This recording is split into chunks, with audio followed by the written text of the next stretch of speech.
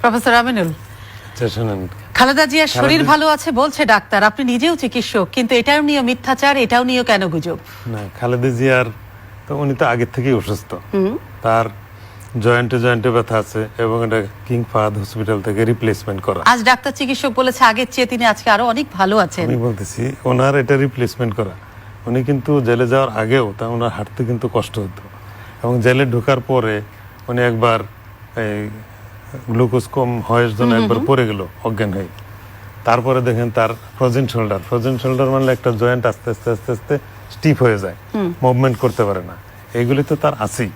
তারপরেও দাঁতের যে ব্যথা, এটা কমপ্লেন করার 10 দিন পরে কিন্তু তাকে আজকে তিনি গেছেন। হ্যাঁ, আর কোনো সমস্যাই থাকতো না যে মেডিকেল টিম তাকে চিকিৎসা করে।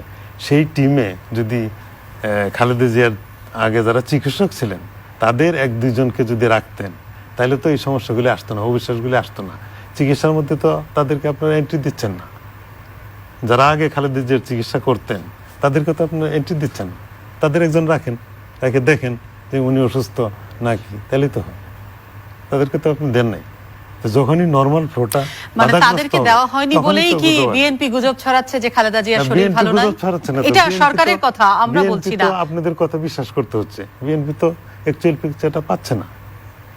ওনার আত্মীয়স্বজন যখন যায় তখন দেখে ওনার অবস্থা খারাপ, ওনাকে হুইল চেয়ারে নিয়ে ডাইনিং টেবিলে খাওয়ার জন্য দিতে হয়। মানে সন্দেহ থেকেই যেটা সরকার বলছে যে যেহেতু আপনাদের পছন্দসই চিকিৎসক বেগম জিয়াকে দেওয়া হয়নি, সেজন্যই কাছে যাওয়া যায়নি, কেমন আছে দেখতে পারেননি, এই সন্দেহ থেকেই গুজব ছড়ানো হচ্ছে যে বেগম খালেদা জিয়ার শরীর ভালো নেই।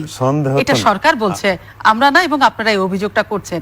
তার মানে আপনাদের পছন্দসই ডাক্তার যদি ওনাকে দেওয়া হতো তাহলে নিশ্চয়ই এ ধরনের গুজবও বন্ধ হয়ে যেত। এমনটা কি বিষয়টি? না, সন্দেহ তো না, বাস্তবেই তো উনি অসুস্থ এবং ওনার অসুস্থতা দিন দিন বাড়ছে।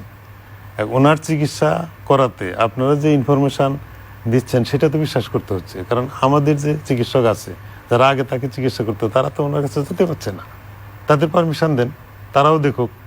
আপনার সরকারের সমর্থিত যে মেডিকেল টিম তারাও দেখুক, দেখলে পরে যার যার বক্তব্য আসুক, তখন দেখা যাবে যে কোনটা সত্য কোনটা মিথ্যা।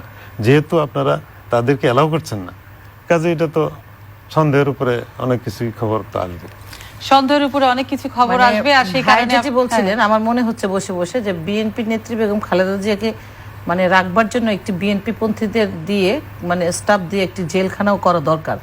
কারণ উনি তো ওনারা তো ভরসা পাচ্ছে না, বিশ্বাস পাচ্ছে না। উনি যেমন বলছেন যে ডাক্তার, বিএনপি পন্থী ডাক্তার দিয়ে ওনাকে ট্রিটমেন্টটা করাতে হবে।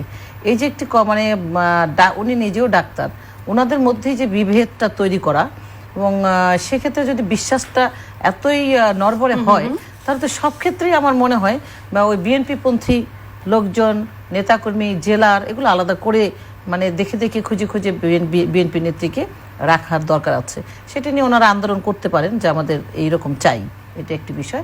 আরেকটি বিষয়, আমি যতদূর জানি, এটা আমার পেপার পত্রিকায় পড়া কিংবা আমার দেখা শোনা, যে বেগম খালেদা জিয়ার আর্থাইটিস আছে, দীর্ঘদিন ধরে আছে, এবং সেটি আমি দেখেছি অনেক মিটিংয়ে তিনি বসতে পারতেন না। এটি আরও 10 বছর আগের ঘটনা আমি বলছি, যে বেগম খালেদা জিয়া কিন্তু জনসভায় গিয়ে চেয়ারে বসেন, ফ্লোরিং করতে পারেন না। তখন আমরা জেনেছি কি কারণে বসতে পারেন না, যে ওনার এইরকম প্রবলেম যে আছে, আর্থাইটিস আছে, এবং সেটি যখন বয়স হয় সঙ্গে সঙ্গে সেটি আরও বেশি বাড়ে। তো এইটি তো বার্ধক্যজনিত যে একটি বিষয়, সেটি তো থাকেই সেখানে। একদম খুব ছোট করে বলতে হবে, আমাদের একদম অনুষ্ঠানের শেষে চলে আসছে, একদম সেই বিষয়গুলো আছে। তো আমি সর্বোপরি মনে করি যে একজন যিনি কনভিক্টেড, তাকে নিয়ে বা দলের প্রধান আছে বলেই তাকে নিয়ে, তার স্বাস্থ্য নিয়ে, চিকিৎসা নিয়ে রাজনীতি না করে বিএনপিকে, যদি এখন দলে দলে বিএনপির নেতাকর্মীরা বিভিন্ন জায়গা থেকে তারা মুসলেকা দিয়ে বলতে পারি বেগম খালেদা জিয়ার স্বাস্থ্য নিয়ে যেন কোনো ধরনের গুজব তৈরি না হয়, এবং স্বাস্থ্যকে কেন্দ্র করেও যেন সরকার কোনো ধরনের গুজবকে না বলে, যে চিকিৎসা যেন ঠিক মতো হয়ে যায়।